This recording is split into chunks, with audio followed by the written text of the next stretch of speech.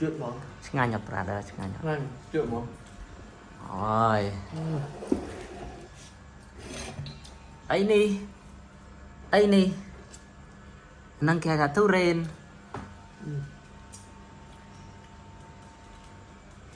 nhầm ớt nhầm mơ nhầm ớt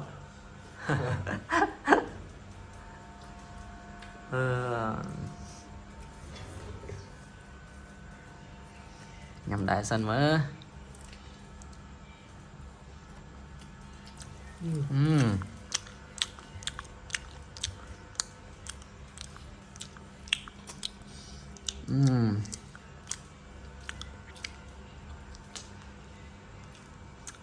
nhằm đã camera môi mỡ brother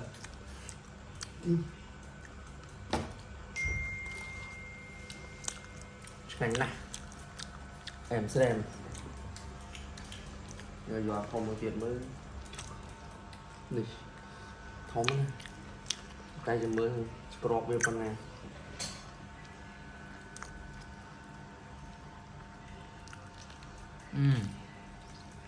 sao như kìa ha khó bị tút crop tôi gì ta sẽ ra bọt bán xì sạch thôi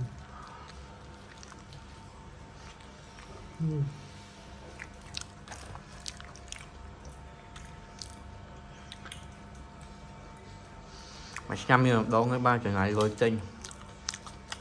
xong sẽ ăn ngày